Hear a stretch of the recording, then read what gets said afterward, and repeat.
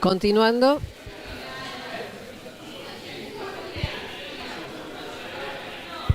Continuando con las conferencias de la mañana, la doctora Verónica Robert nos hablará de oportunidades de desarrollo productivo abiertas a partir de la economía del hidrógeno.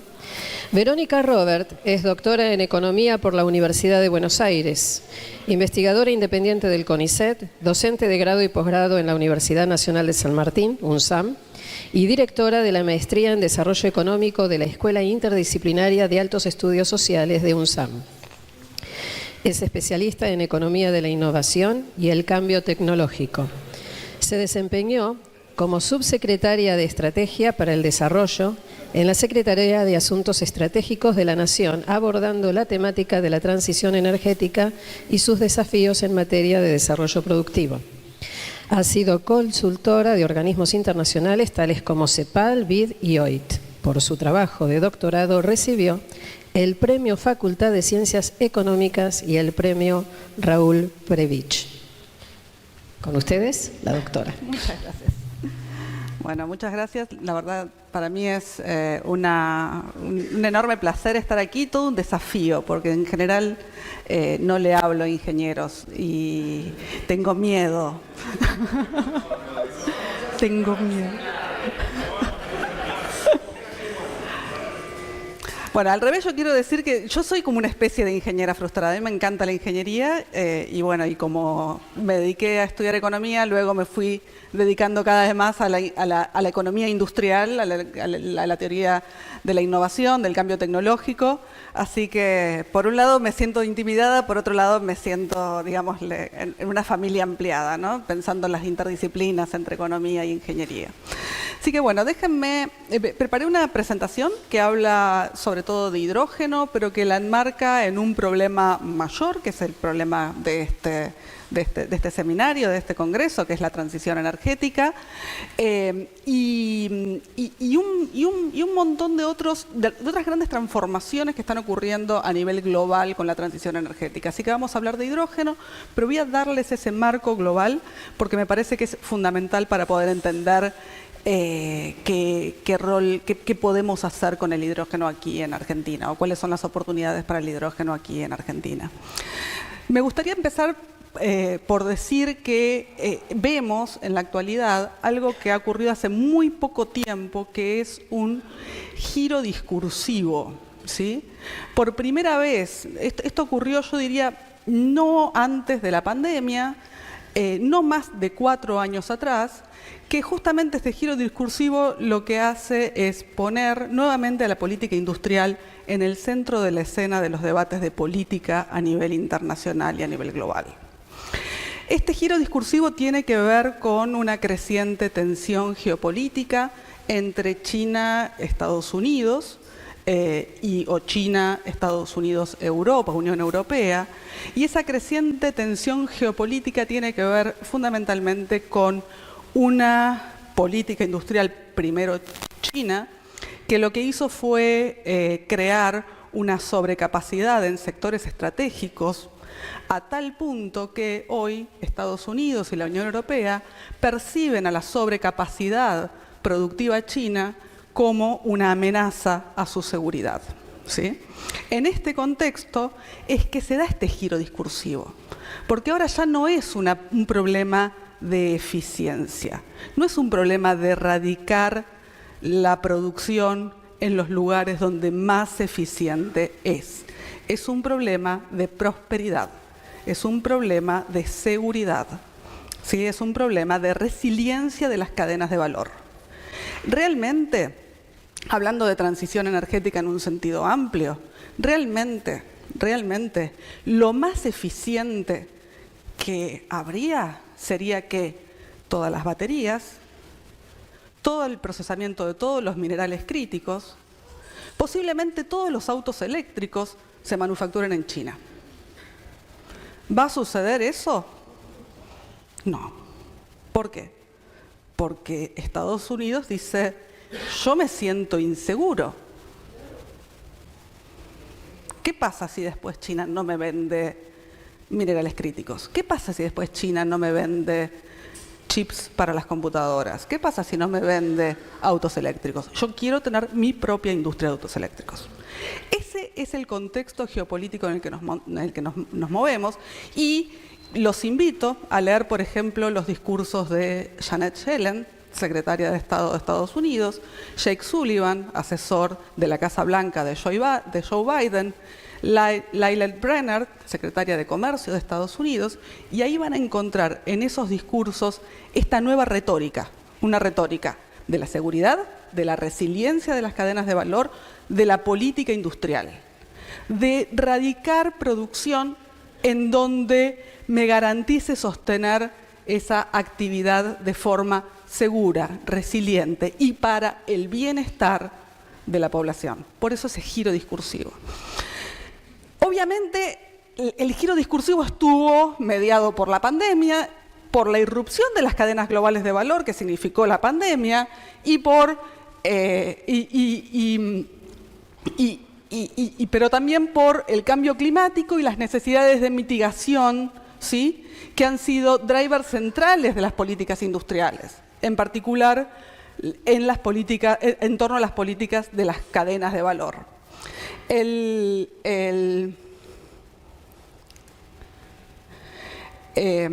Ok, vamos a pasar.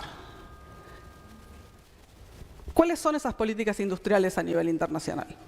Yo acá puse 2 columnas. Falta una tercera columna que es China, pero vamos con estas 2. Políticas industriales, y también podemos poner una cuarta columna que podemos llamarle políticas industriales en los países en desarrollo, donde habría que poner a México, a Brasil y a India por lo menos, ¿sí?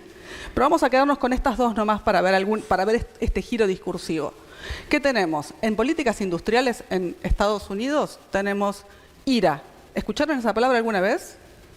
Inflation Reduction Act. ¿No? Algunos sí. Muy bien. Y CHIPS y Science Act y Bill y la ley de infraestructura bipartisana. IRA, me voy a quedar con IRA, con Inflation Reduction Act. Esa es una política que se llama Ley de Reducción de la Inflación, pero no tiene nada que ver con la inflación. ¿Qué es IRA? Es recursos públicos para erradicar actividad industrial en Estados Unidos con grandes subsidios para que esa actividad se haga en Estados Unidos, para recuperar actividad manufacturera dentro de Estados Unidos. Después de que Estados Unidos lanzó IRA, la Unión Europea lanzó la política industrial del Pacto Verde. Otro gran programa para atraer inversiones en sectores críticos dentro de la Unión Europea, para relanzar un sector que para la Unión Europea está destruido, que es el sector automotriz. Hoy la Unión Europea enfrenta un problema muy grave de competitividad con su sector automotriz de cara a la transición energética. Y por eso está invirtiendo fuertemente en recomponer esa actividad industrial dentro de la Unión Europea. Hay otras políticas particulares a las que nos vamos a referir aquí, como el Banco Europeo del Hidrógeno o la Directiva de Baterías. Son todas políticas que todas tienen el mismo propósito. No busco eficiencia, busco capacidad industrial radicada dentro del territorio para ganar empleo manufacturero, para ganar capacidad industrial, para ganar resiliencia y seguridad frente al crecimiento de China. Por eso, en realidad, estas políticas industriales en gran medida se inspiran en la transición energética, pero en realidad también, y digamos en los desafíos climáticos, pero en realidad también obedecen a esta creciente tensión geopolítica entre estos 2 bloques hegemónicos. No solamente tenemos leyes y políticas de promoción industrial dentro de estos 2 países, sino que también lo que aparece es una nueva estrategia por reconfigurar las cadenas de valor a nivel global. ¿Qué dice Estados Unidos? Yo no le voy a comprar a cualquiera. Yo voy a hacer una política de reshoring y friendshoring y allyshoring. Es decir, en vez de hacer offshoring como hacían antes y mandaban parte de su producción afuera, van a traer parte de su producción adentro y lo que no puedan traer adentro o no les convenga traerlo adentro, lo van a localizar en lugares donde sea estratégico para ellos poder garantizar la seguridad en los suministros. ¿De qué estamos hablando? Estamos hablando de un proceso fenomenal de reconfiguración de las cadenas globales de valor a nivel internacional.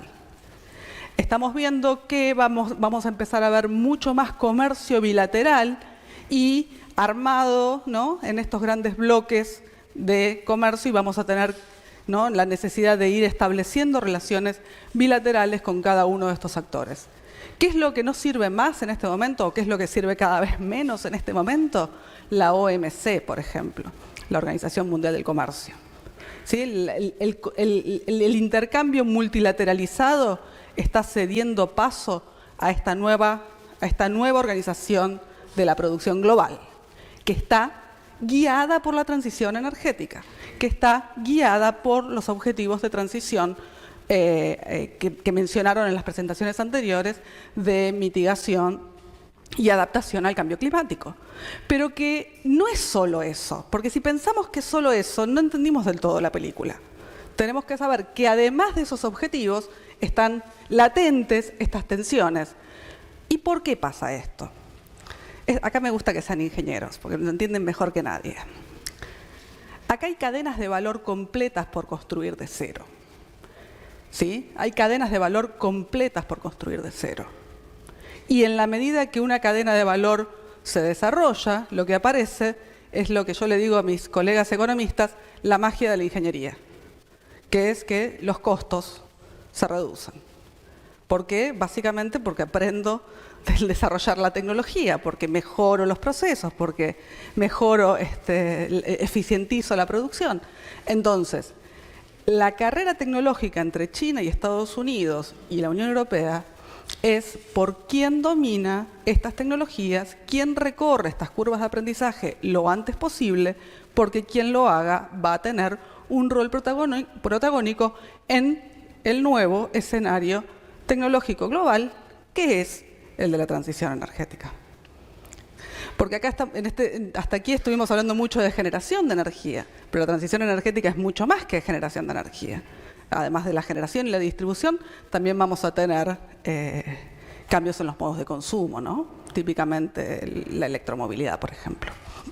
Entonces, ahí están las políticas específicas, ¿no?, de comercio, ¿no? El Acuerdo Indo-Pacífico para la Prosperidad, el Partnership de las Américas para la Prosperidad, ¿no? Estados Unidos buscando, ¿no?, hacer una política hemisférica, ¿no?, americana, buscando tener a sus proveedores cerca, ¿sí? Y la Unión Europea también tiene su propia política, ¿no?, una nueva agenda internacional basada en acuerdos internacionales basados en principios en materia de trabajo, en materia de estándares ambientales. En todos los casos, estrategias específicas para el abastecimiento de recursos críticos. ¿Por qué? Porque la transición energética requiere recursos renovables, recursos no renovables. Pero vamos a empezar un poco más rápido, porque si no, ese es el panorama. Vamos a empezar a hablar de hidrógeno ahora. ¿Qué es el hidrógeno? ¿Qué rol va a jugar el hidrógeno en el futuro? El hidrógeno es un vector energético, no es una nueva energía, y se espera que el hidrógeno pase a representar el 14% de los usos totales de energía dentro de un escenario de de incremento de la temperatura de 1.5 con respecto a los años preindustriales. Es decir, un incremento es la meta más exigente, pero significaría primero significaría lo que ustedes ven ahí, ¿no? Un abandono muy fuerte de los combustibles fósiles, un crecimiento fenomenal de la electrificación. Pero ¿qué va a pasar? Va a pasar que va a haber algunas industrias, algunos sectores donde la electrificación no es posible. Para esos sectores donde la electrificación no es posible es donde se espera que participe el hidrógeno. ¿no? Ahí tienen la biomasa, que también va a crecer, los usos de energías basadas en biomasa, que también van a crecer, pero el hidrógeno podría tener un rol clave. ¿Por qué? Porque el hidrógeno podría ser una forma de incorporar en una molécula energía renovable y transportarla globalmente. Entonces, en aquellos países donde las energías renovables no alcancen para satisfacer la demanda de electrificación que va a haber, podría usarse el hidrógeno como carrier.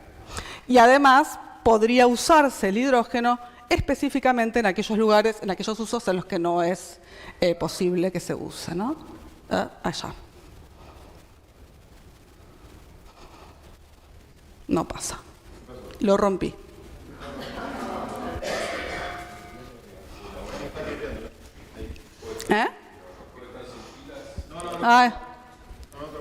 Sí, es otro problema, porque acá está pasando y allá no. Yo vuelvo acá de mientras. El hidrógeno, hoy se produce hidrógeno y se consume hidrógeno, pero se produce en un lugar para consumirse en un lugar en determinados procesos químicos, ¿sí?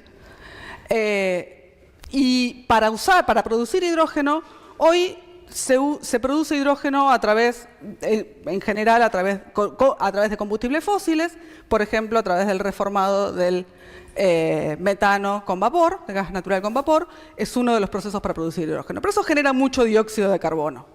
El objetivo, que es la descarbonización, después obviamente el uso del hidrógeno, cuando se combustiona el hidrógeno no genera CO2, y esa es la maravilla del hidrógeno, ¿no? Ser un combustible que no genera CO2.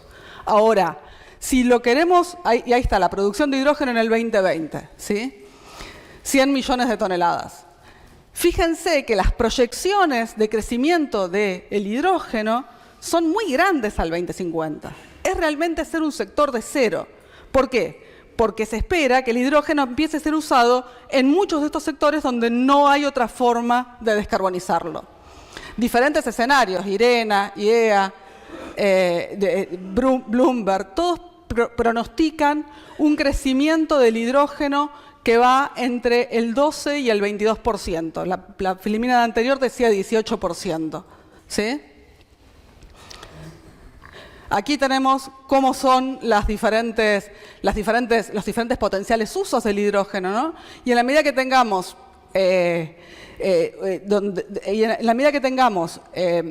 ¿cómo es que se llama? Usos más centralizados, es más probable que termine siendo utilizado el hidrógeno.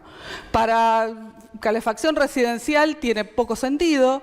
Para vehículos hay una discusión, probablemente por ahí en transportes más pesados.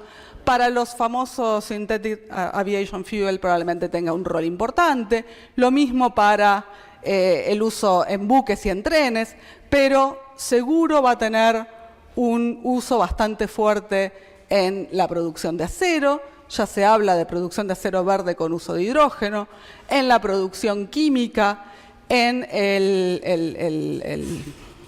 shipping internacional. En todo eso se cree que va a haber una gran producción de hidrógeno. Y este es un poco el mapa que se pronostica que va a haber de comercio de hidrógeno a nivel global. Va a haber países que van a ser oferentes netos de hidrógeno, regiones que van a ser oferentas netas de hidrógeno y regiones que van a ser demandantes netas de hidrógeno. En particular, la Unión Europea está promoviendo el uso del hidrógeno para descarbonizar muchas actividades y es la que tiene metas más exigentes en el más corto plazo, por lo tanto es la que más está impulsando programas de hidrógeno dentro de su zona de influencia y también está motorizando proyectos en otras partes del mundo. Se espera, por lo tanto, que la Unión Europea sea importadora neta de hidrógeno, mientras que América Latina, el norte de África, ¿sí? y Medio Oriente sean proveedores netos de hidrógeno a nivel global. Gran parte de ese hidrógeno se va a comercializar por ductos, pero alguna parte de ese hidrógeno va a comercializarse en buques, ¿sí? Y no se va a comercializar bajo la forma de hidrógeno, porque ustedes que son químicos saben que el hidrógeno... No, y no solo eso, que nada más es muy volátil, se va muy fácilmente y ocupa mucho espacio. Por más que uno... Y hacerlo líquidos significa temperaturas muy bajas. Es difícil, es muy difícil. Por lo tanto, lo más probable es que se transforme en otra molécula que haya sido producida con ese hidrógeno digamos, de hidrógeno limpio y, por ejemplo, amoníaco.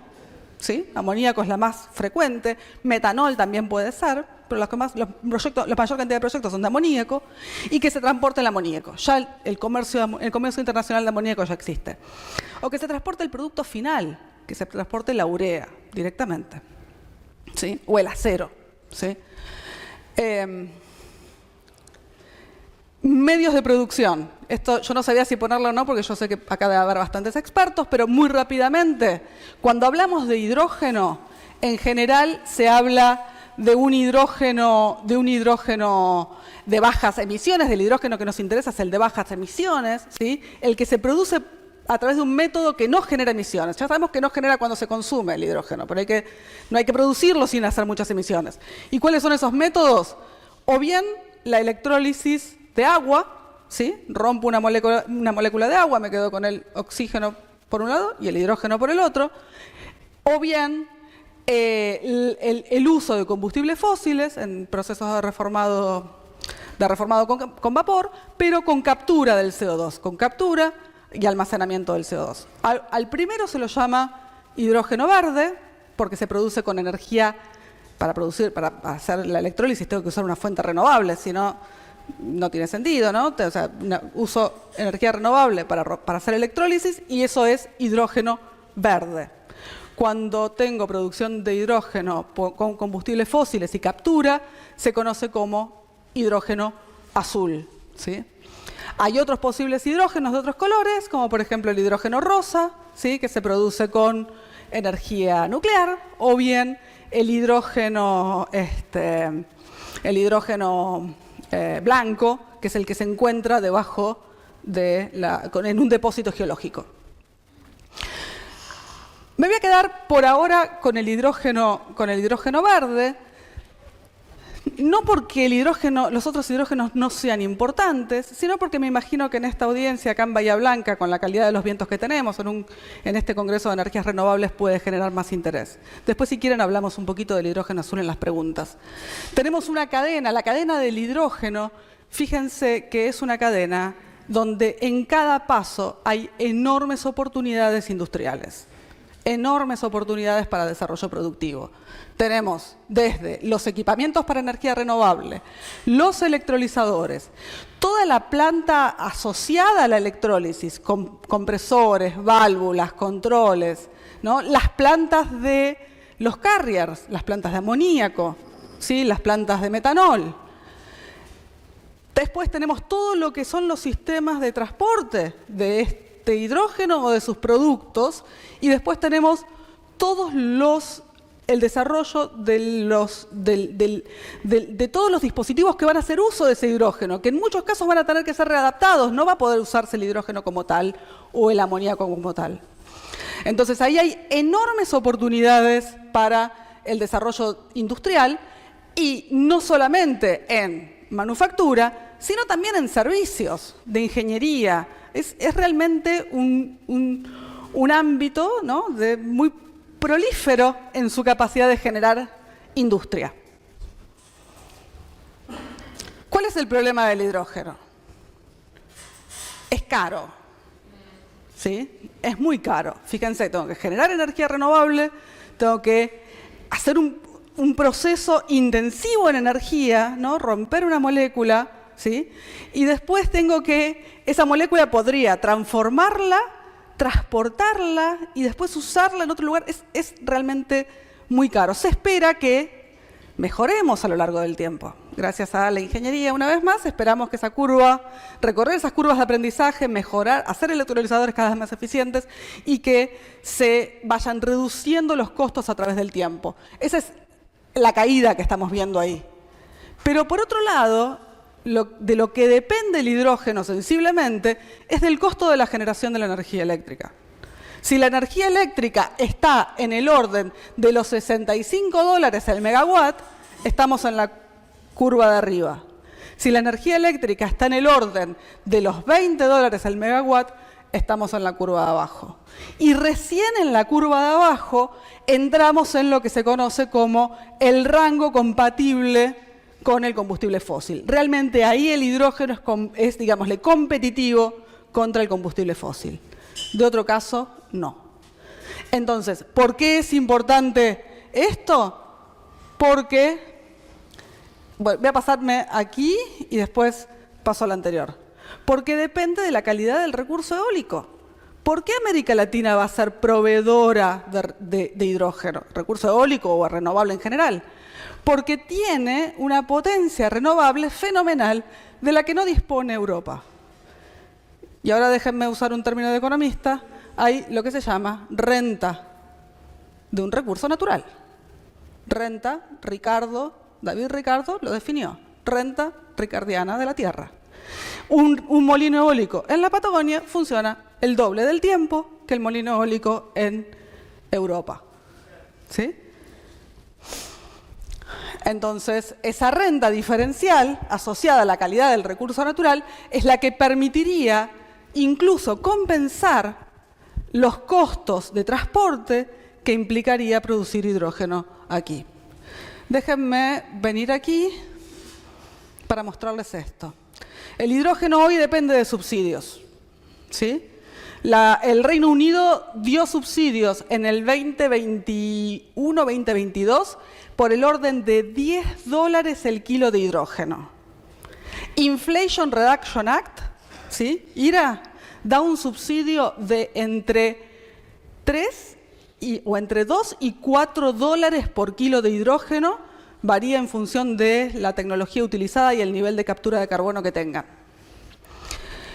Dinamarca dio subsidios también en el orden de los 2 dólares el kilo de hidrógeno y Países Bajos un poco menos por cerca de menos de $1 por kilo de hidrógeno, o alrededor de $1 por kilo de hidrógeno. Es muy difícil conocer este mercado. ¿Por qué? Porque todavía no existe. Todavía no hay comercio internacional de hidrógeno, todavía no hay casi comercio de hidrógeno verde, ¿no? Sin embargo, la última subasta europea del hidrógeno, del Banco Europeo del Hidrógeno, que básicamente lo que hace es dar subsidios a diferentes proyectos, nos empieza a dar alguna idea de cómo se va configurando este mercado. En esta subasta, que fue de mayo de este año, aquello pensemos que eran años anteriores, 2021, 2022, 2023, estos 2024, los subsidios por kilo de hidrógeno están en el orden del 0,48 al 0,39 centavos de euro por kilo de hidrógeno. Es decir, los proyectos de hidrógeno todavía necesitan subsidios para ser competitivos, pero cada vez menos. Y ya en esta subasta nos empieza a impactar lo poco que representa, lo poco que pueden ser esos subsidios. Fíjense que, por otro lado, los proyectos ganadores de estos subsidios que se van a construir en la Unión Europea están todos en el orden de megawatts, son todos proyectos, no son gigawatts, no son enormes proyectos de hidrógeno, son proyectos importantes, ¿no? 500 megawatts no es nada chiquito, pero no son proyectos de giga. Y fíjense la localización de todos estos proyectos. España, Portugal, Finlandia, Noruega. ¿Qué tienen todos esos países? Recurso solar, y eólico y hidroeléctrico. O sea, los proyectos están ahí buscando una renta diferencial intraeuropea. ¿Sí? Hacer este proyecto en Alemania es más caro. ¿Por qué? Y porque el viento en Alemania no sopla igual. Así de simple. Y si esta información tratamos de ver cómo sería para el caso de América Latina, uno debería pensar en lo siguiente. Uno debería pensar en... voy a usar el cosito este. ¿Cómo es? No, voy a acercarme. Si este es el costo de hidrógeno gris, y esto es el subsidio, y esto es la prima que está dispuesto a pagar por productos verdes un comprador, un off-taker, ¿no? Y este es el costo de producción, alcanzaría a cubrir el costo de producción del hidrógeno con energía renovable en Estados Unidos, digamos en la Unión Europea. Si acá tengo los costos de transporte, ¿sí? Y más renta potencial, estos podrían ser costos, ¿sí?, de producción de hidrógeno localizados en regiones altamente competitivas. Es decir, nosotros la Unión Europea, poniendo subsidios y con una prima disposición a pagar por parte del off-taker por un producto verde, ¿sí?, me podría permitir compensar esos costos de transporte que podría tener una región como América Latina o Argentina en la producción de hidrógeno. Ay, ¿se volvió a romper?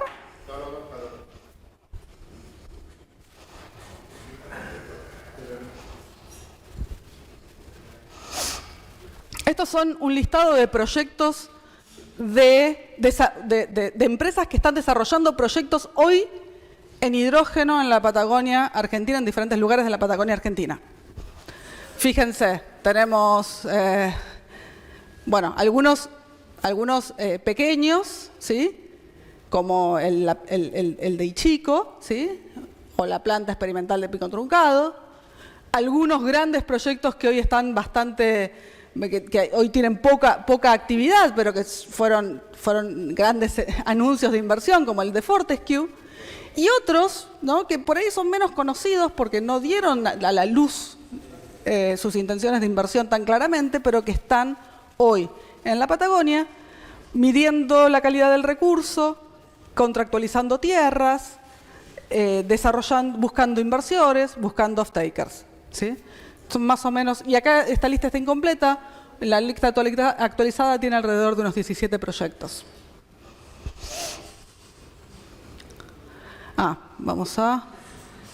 Me pasé todo esto. En la Estrategia Nacional del Hidrógeno de Argentina prevemos que los costos de producción de hidrógeno de la Argentina sean competitivos, tanto el azul como el verde, y se encuentren dentro de esos intervalos y sean competitivos. Eso es lo que lleva a estos proyectos. Déjenme hablarle de esto, que es la proyección de crecimiento de hidrógeno de Argentina, estimada en la Estrategia Nacional del Hidrógeno. Fíjense que si la estrategia propone lo siguiente. Dijimos que va a haber un crecimiento del comercio internacional de hidrógeno. Dijimos que una parte de ese comercio va a ir por ductos, pero hay una parte que va a ir por barcos. La estrategia dice, supongámonos que la Argentina participa en el 5% del comercio mundial de hidrógeno que va en barco. ¿Sí? Una interesante, pero también, digámosle, creíble. No estamos diciendo vamos a, digámosle, hacer todo el hidrógeno del mundo. Vamos a hacer solamente el 5% de lo que se va a comerciar a través de barcos. Eso significa que, si todo ese hidrógeno fuera verde, significa que necesitaríamos 55 gigawatts de potencia de energía de fuentes renovables, lo que es enorme, ¿no? Es más que duplicar la capacidad eléctrica total de la Argentina, ¿sí?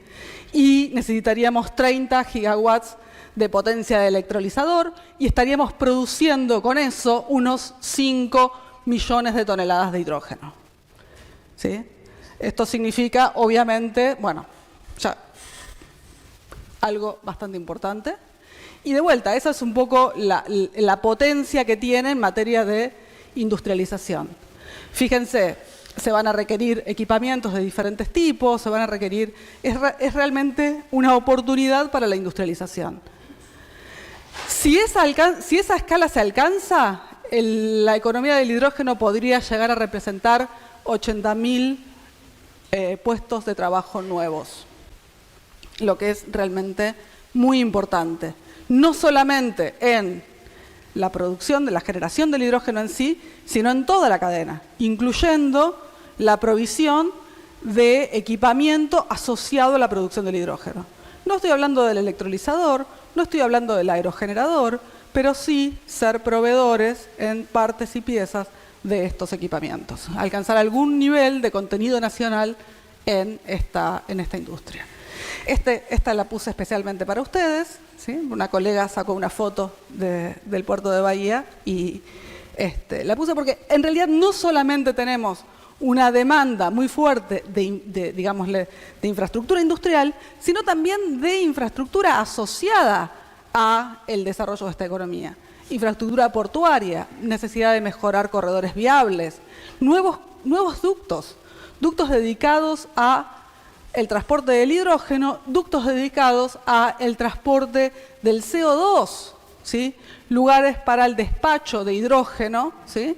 Y especialmente o despacho de combustibles sintéticos para buques o para aviones. Es decir, realmente hay un enorme potencial en el desarrollo de toda una economía de la que hoy no sabemos mucho, no conocemos. Pero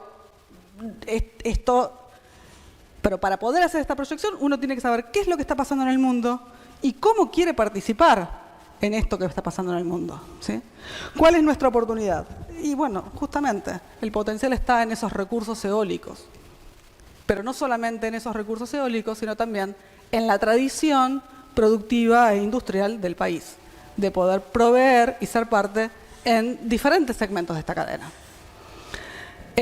Yo voy a cortar aquí porque yo creo que ya estoy en hora. Me he pasado 10 minutos hace un ratito, así que aquí me quedo para responder preguntas.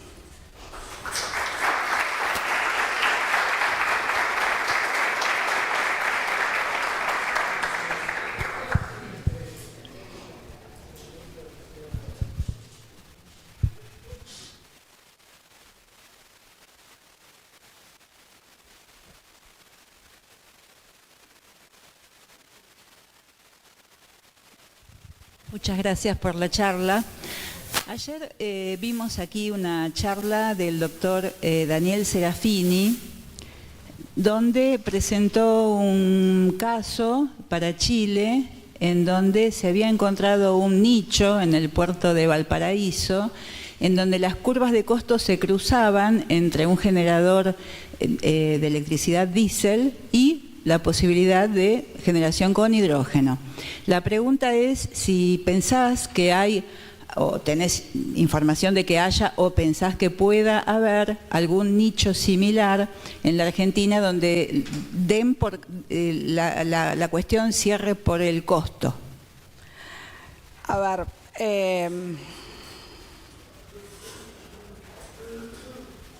pregunta difícil. Porque todavía no se conocen muchos de estos costos y me parece que todavía está todo por verse en la medida que estos proyectos empiezan a ocurrir y empiezan a mostrarse.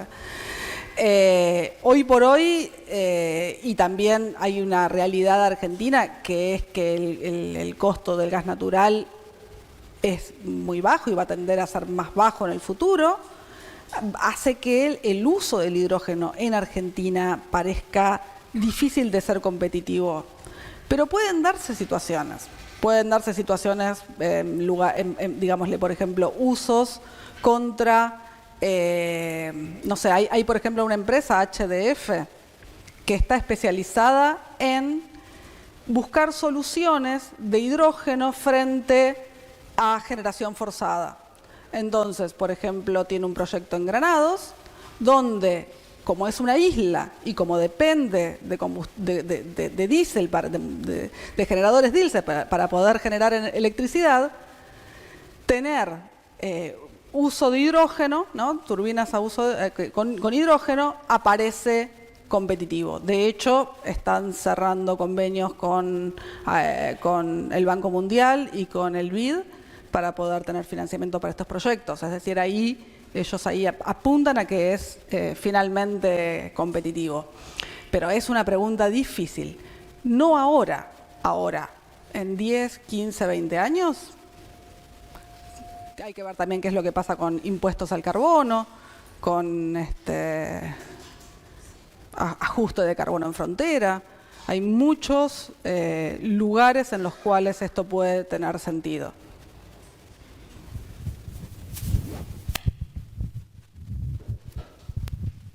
Gracias. Yo soy el aludido Daniel.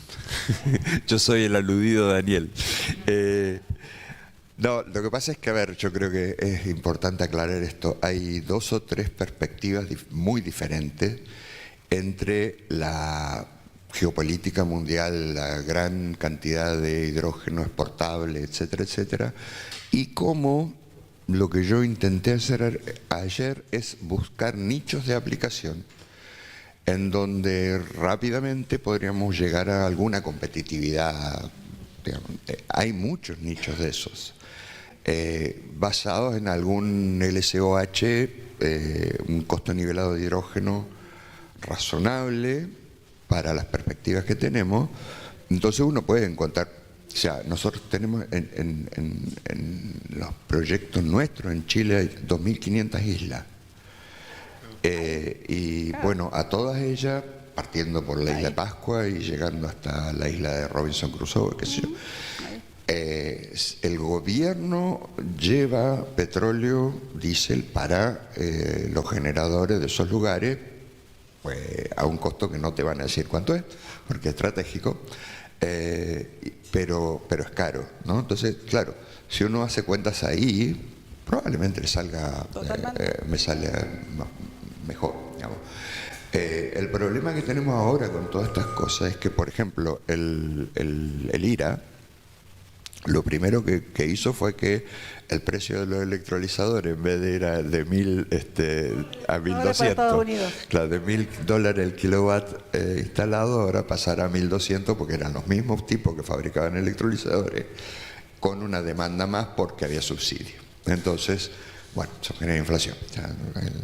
Ya estamos convencidos de eso. Entonces, ¿cómo se readaptan todas esas ideas, desde tecnológica hasta económica? ¿Cómo se readaptan los factores de planta, que son la parte crucial de la economía? Es cuál es el factor de planta que vas a encontrar en determinado lugar, ¿ya? Entonces, hay lugares donde hay proyectos como en la Patagonia chilena, cerca de Punta Arenas, 15 gigawatts, 20 gigawatts, qué sé yo. Eso también implica que va a haber 20.000 personas trabajando en una comuna que tiene 800 habitantes. ¿Sí? Eso quiere decir que no va a haber escuela, no va a haber hospital, no va a haber policía, no va a haber juzgado, no va a haber nada de eso. Entonces, bueno, hay todo un problema aparte. Sí. Disculpa que te... No, muchas gracias por la intervención. Creo que ahí diste en la tecla. Yo creo que gran parte, hoy la mayor parte de los proyectos, hay muchos más anuncios de proyectos de hidrógeno que proyectos que alcanzan decisión final de inversión, y de hecho lo curioso del asunto es que sigue habiendo cada vez más proyectos, ¿no? El último informe de IEA reporta más proyectos todavía, pero con una tasa decreciente en los que tienen declaración sí, exactamente. Y en los proyectos más pequeños asociados a usos directos es la oportunidad para empezar a desarrollar las experiencias, aprender y encontrar algo que, como vos decís, no va a salir barato. Pero si tenés un costo nivelado del hidrógeno razonable y donde la opción alternativa es cara, o donde el off-taker lo quiera, ¿no? Por ejemplo, Chile tiene mucha ambición, y me parece acertada, en lograr que la minería use hidrógeno. Porque la minería va a necesitar, ¿no? ¿Sí? La minería va a necesitar lavar sus pecados ambientales. Y pagar por uso de hidrógeno no le va a representar tanto. De vuelta, ¿por qué? Porque la minería está sacando provecho de otra renta diferencial. Entonces, en todo caso, lo que hay ahí es usar esa renta diferencial, obligar a esa empresa minera a que use hidrógeno, a que descarbonice su proceso, ¿sí? Sobre la base de que uno reconoce ahí una renta extraordinaria. Y lo van a hacer. O sea, hay muchas empresas dispuestas a empezar a hacer pilotos de hidrógeno, a descarbonizar parcialmente sus actividades, La charla de hoy más temprano, hablando de una reducción del 50% de las emisiones en una empresa como TGS, en otro tipo de empresas, eso puede dar lugar a que haya proyectos de hidrógeno viables. Sería interesante. Uruguay también tiene proyectos de hidrógeno en camino. Brasil está muy avanzado también. Así que Latinoamérica viene creciendo bastante en todo esto. Una preguntita. ¿Qué se hace con el almacenamiento del CO2 en toda esa cadena? Son los proyectos de hidrógeno azul. Hay básicamente lo que se conocen como dos alternativas, que es el captura, almacenamiento y guardado, o captura, almacenamiento, guardado y reutilización. ¿Cómo se reutilizaría? Obviamente puede ser una reutilización parcial de todo el CO2 que se genera, pero el CO2 es un gas industrial con aplicaciones, ¿sí? Entonces, parte de ese CO2 podría ser usado para aplicaciones industriales. Y otra parte simplemente puede ser almacenada y guardada. Las tecnologías de CCS y CCUS tienen bastante historia y bastante desarrollo en diferentes lugares. Las empresas de oil and gas son las que más interés tienen en el desarrollo de esta tecnología porque alarga la vida útil de sus recursos hidrocarburíferos y hay diferentes formas de aplicarlas, hay diferentes oportunidades. El uso más habitual es el uso del CO2 para la recuperación secundaria o terciaria de petróleo en yacimientos maduros. Entonces, en vez de usar agua, se usa CO2. Y eso es, agarras el CO2 y lo inyectas y queda ahí y tiene un uso. Estás usando ese CO2 para la recuperación de petróleo. Es controversial, ¿no? Porque uno está para sacar el petróleo más caro que exista. Pero es un uso posible. Diría yo, probablemente el de mayor crecimiento ahora. Bueno, muchísimas gracias, Verónica.